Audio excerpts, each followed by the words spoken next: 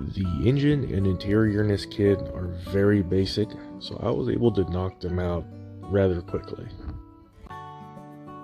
First things first, I had to gather all the parts for the second gen interior, then I painted them all with a white primer. The white primer done a decent enough job to drown out all the black underneath, then I followed up with just a few coats of gloss white.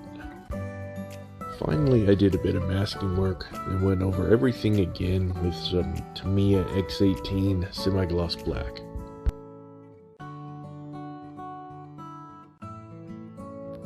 Originally, I was just going to paint everything black, and I was looking at reference photos and I saw one with a white interior, and I fell in love with it, so I replicated it the best I could.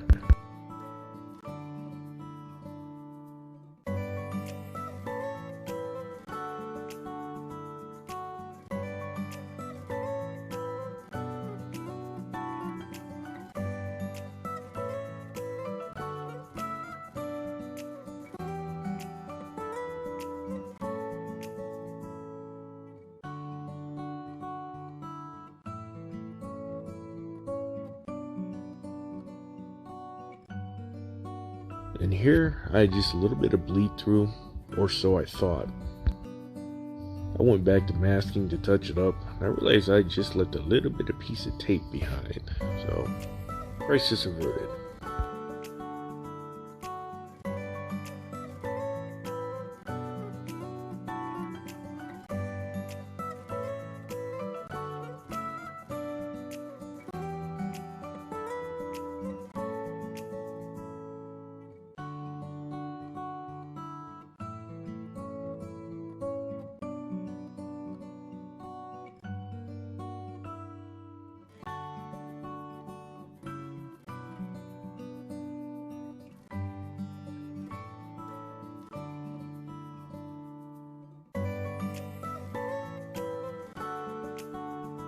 Pro tip, paint does not like to stick to a super shiny surface, so you could easily scrape any overspray off with a toothpick.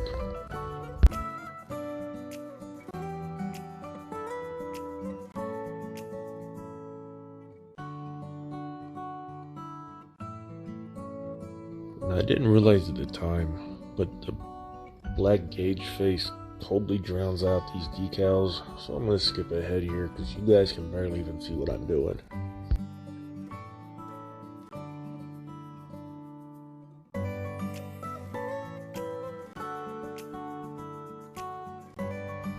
When you're working with this stuff, do just a very tiny dab of it to get the decals damp.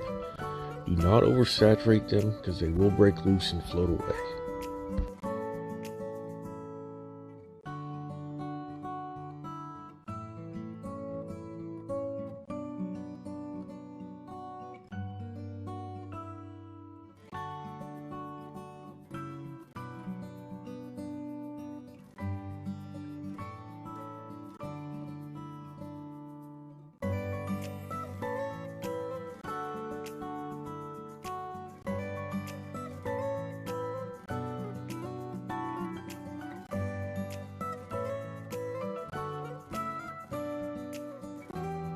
It took a few tries, but I eventually settled on the fact that I cannot do this through a viewfinder.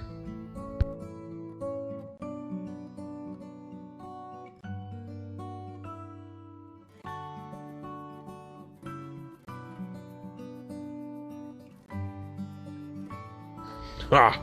I did it!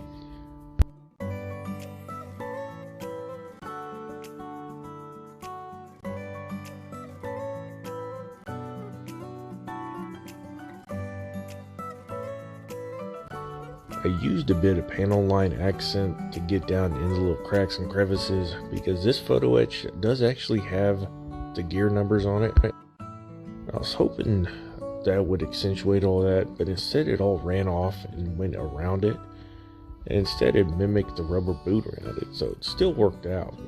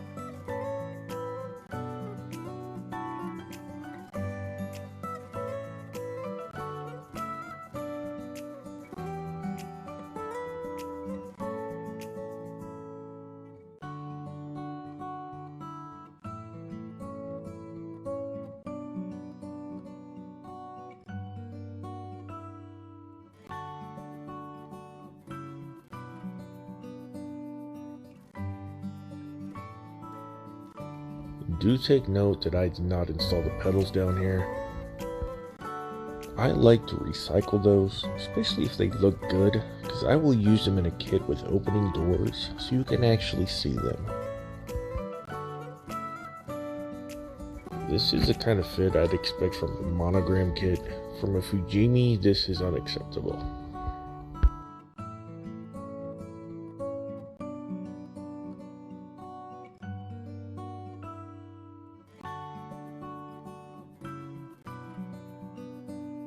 At first I thought that I'd done something wrong, because looking at the instructions, it wants you to put basically hole to hole, the way it looks anyway.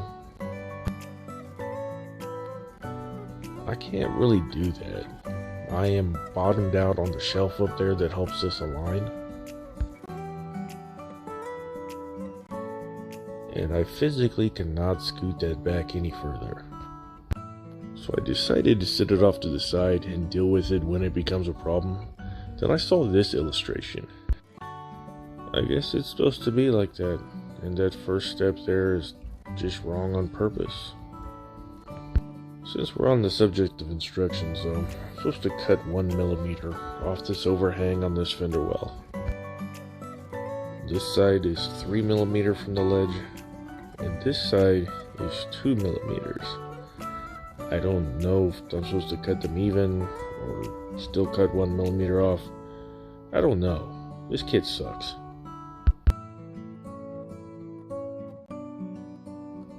And I'm just gonna pop out of frame here just so I can look at this with my eye and not through the viewfinder to make sure that's where I want to cut. And I still cut it crooked.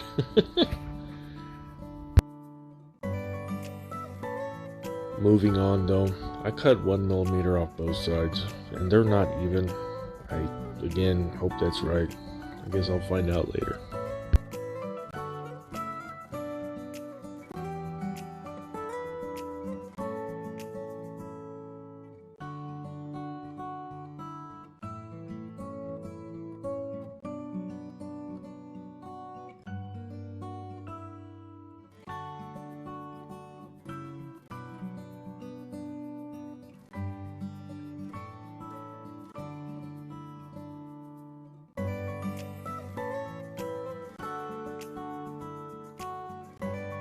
They gave us a very colorful decal to go on the front of this intake plenum.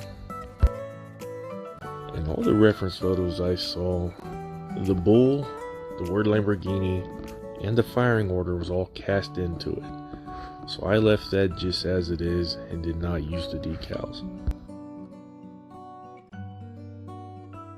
And it pains me to do this.